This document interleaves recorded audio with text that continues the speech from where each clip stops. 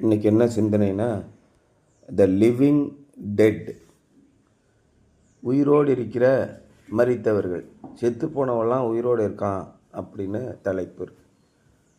இந்த வேத வாக்கியம் என்ன சொல்லுது? இன்னைக்கு ரோமருக்கு எழுதின நிருபம் 6ஆம் அதிகாரம் 4ஆம் வசனம் என்ன சொல்லு பாருங்க. 6ஆம் அதிகாரம் 4ஆம் வசனம் என்ன பாப்பி போட்டிருக்கு? We were therefore buried with him through baptism into death, in order that, just as Christ was raised from the dead through the glory of the Father, we too may live a new life.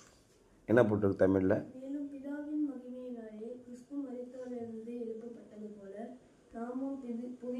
எப்படி இயேசு கிறிஸ்து மறுபடியும் உயிரோடே வந்தாரோ அதே போல் நாமும் மறுபடியும் உயிரோடே வருவதற்காக என்ன போட்டிருக்கு?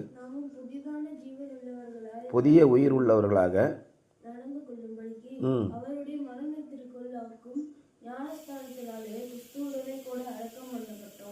ஞானஸ்நானம் நீங்கள் பெற்று விட்டீர்கள்னா என்ன அர்த்தம்? இந்த உலகத்தின் காரியத்தை நான் விட்டு விடுவேன். நேற்று ஞானஸ்நானம் கொடுத்தார் ஆயிரு 2 பேருக்கு. என்ன சொன்னாங்க? இந்த உலகத்தின் காரியையும் பிசாசின் செய்கைகளையும் நீ விட்டு விடுவாயா அப்படின்னு அதில் கேட்டிருக்கு. நீ விக்கிரக ஆராதனை செய்யாமல் இருப்பாயா? நீ சிலை வணக்கங்களை இனிமேல் செய்யாமல் இருப்பாயா? இந்த உலகத்திற்கு நீ செத்து வாழ்வாயா அப்படின்னு கேட்டாரா? இந்த சாராம்சமே இதுதான். இந்த உலகத்திலே நீங்கள் பரிசுத்தமான வாழ்க்கை வாழ வேண்டும். இன்னைக்கு கடைசி வசனம் என்ன படிச்சிங்க? 7ஆம் அதிகாரம் 14ஆம் வசனம் என்ன படிச்சிங்க? 17ஆம் வசனம் 7ஆம் அதிகாரம் 17ஆம் வசனம் என்ன படிச்சிங்க?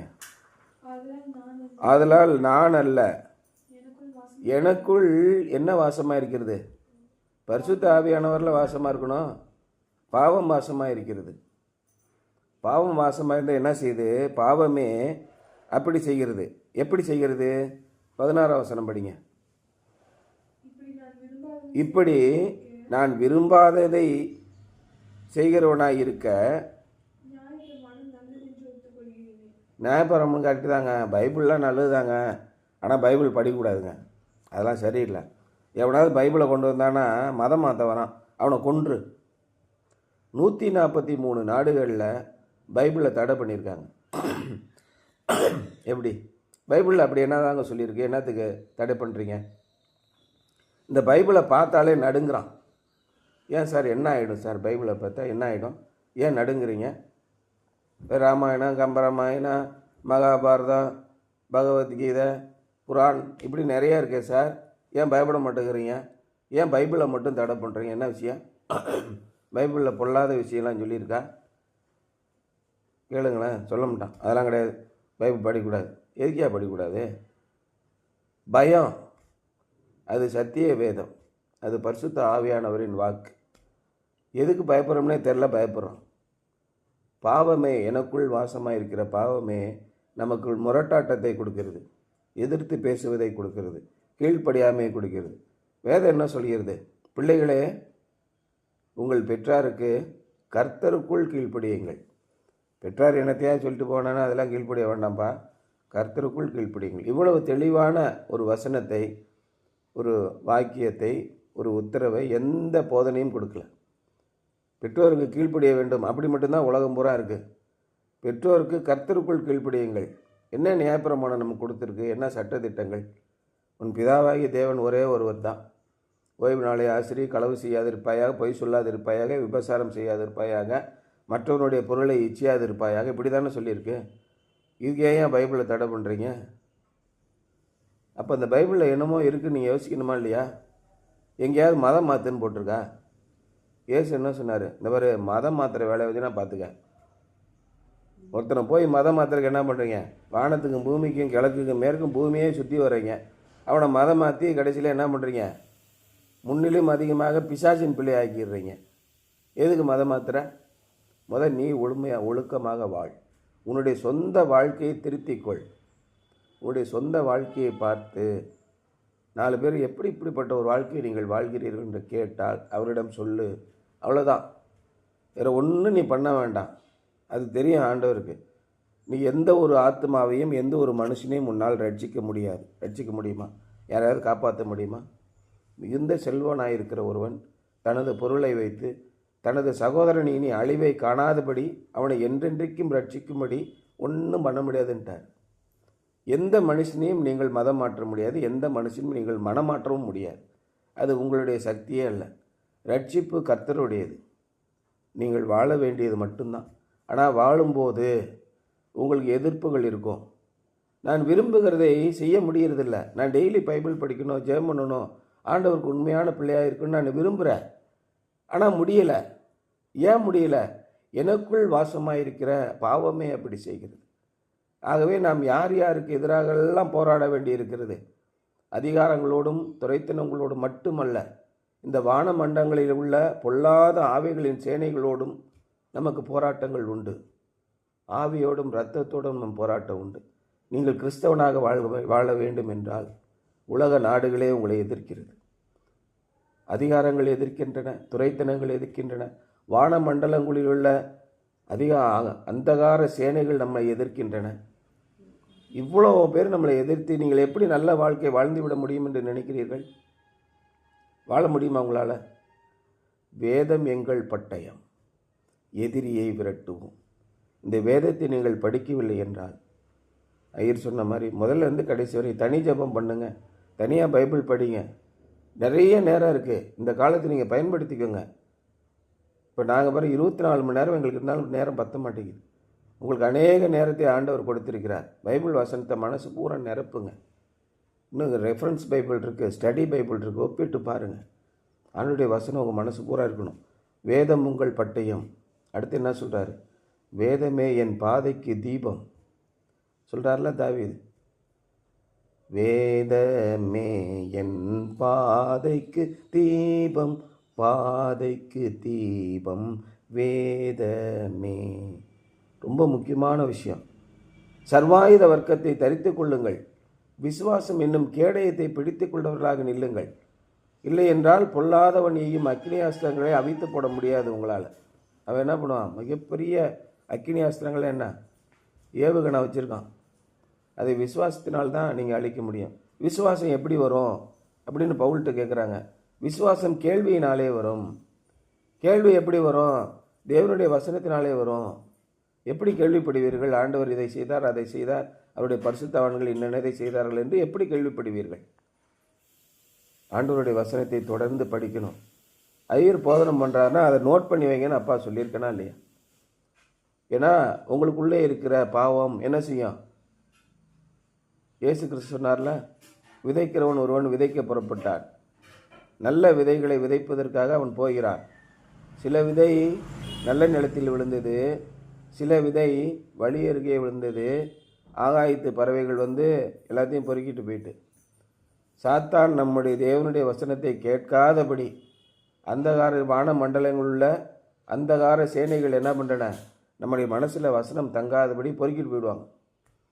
போன வாரம் ஐயர் என்னமோ சொன்னார், என்னமோன்னு சொன்னார் இப்படின்னு சொல்லிட்டு நம்ம மறந்து போய்டும். பாருங்கள், நீங்கள் சர்ச்சில் முக்கால்வாசி பேர் தூங்குவான். ஆண்டுடைய வசனம் அவர்கள் மனதிலே வேலை செய்யாதபடிக்கு அத்தனை அநியாயத்தையும் பண்ணும். இந்த பைபிளை உலக நாடுகளே எதிர்க்கும். ஏன் எதிர்க்கிறது? இதனாலே மனிதன் மறுபிறவி அடைந்து விடுவான். மனிதன் நித்திய வாழ்வை பெறுவான், அழியா வாழ்வை பெறுவான் அப்படின்னு சொல்லியிருக்கு. அதான் லிவிங் டெட். நாம் இந்த உலகத்திற்கு செத்து போய் ஆண்டவருக்காக உயிரோடு இருக்கிறவர்களாக இருக்கிறோம். The mode of baptism in the early church was immersion. ஆரம்ப காலத்திலே இந்த ஞானஸ்நானம் கொடுக்குறது எப்படின்னா ஒரு பெரிய தொட்டி வச்சுருப்பாங்க. இப்போயும் நிறைய சர்ச்சில் அதாங்க ஒரிஜினலு, சும்மா போட்டுக்கிட்டு ரெண்டு மாற்றி தெளிப்பு ஞானஸ்நானம்லாம் பண்ணாதீங்க, அதெல்லாம் சரியில்லை, முழுக்கி தான் எடுக்கணும் அப்படிங்கிறான். இன்னொருத்தர் என்ன சொல்கிறான்? அதெல்லாம் கிடையாது, ஓடுகிற தண்ணியில் முழுக்கணும், அதான் ஞானஸ்நானம். இயேசு எப்படி ஞானஸ்நானம் பெற்றாரோ அது மாதிரி ஞானஸ்நானம் பெறணும். ஞானஸ்நானத்தில் ஏகப்பட்ட தலைவலி. It was and is an outward symbol of an inward experience. அது எதற்காக அப்படி செய்தார்கள் என்றால், உள்ளே நான் மனம் மாற்றிவிட்டேன் என்பதை வெளியே காண்பிப்பதற்காக செய்தார்கள். Their immersion was a picture of what the Holy Spirit did. எதற்காக ஞானஸ்நானம் கொடுக்கிறோம் என்றால், நான் இயேசு கிறிஸ்துவை ஏற்றுக்கொள்கிறேன் என்பதை அடையாளம் காண்பிப்பதற்காகத்தான். ஞானஸ்நானம் வாங்கினதுனால பேசிட்டு ஆவி வந்து உன் மேலே உட்காந்து நீ பெரிய பரிசுத்தமாலாம் பிடுங்கலாம், ஒன்றும் கிடையாது. அதெல்லாம் பொய். வெளியில் காட்டுறோம். நேற்று வந்து 2 பேரும் ஞானஸ்நானம் எடுத்தாங்க பாரு, என்னானே தெரியல. கல்யாணம் பண்ணுறதுக்காக ஞானஸ்நானம், இன்னொரு சபையிலேருந்து கல்யாணம் பண்ணுறதுக்காக ஞானஸ்நானம். இதுக்கு தான் பண்ணுறாங்க நிறைய பேர். ஆண்டவரை உண்மையாக ஏற்றுக்கொண்டாயா, அதெல்லாம் எனக்கு தெரியாது, ஆண்டவராது கீண்டவராது ஏன்னு போட்டுட்டு கல்யாணம் முன்ன அந்த பிள்ளைய, அதனால் ஞானஸ்நானம் பண்ணிகிட்ருக்கேன். இது எதுக்கு நீங்கள் பண்ணுறீங்க? தேவையே இல்லை. இந்த மாதிரி ஒரு வாழ்க்கை தேவையில்லாத ஒரு வாழ்க்கை. அப்படி என்ன சர்ச்சில் கல்யாணம் பண்ணி கிழிக்க போகிறேன்? தனியாக போய் பண்ணிக்கிற வேண்டியதானே?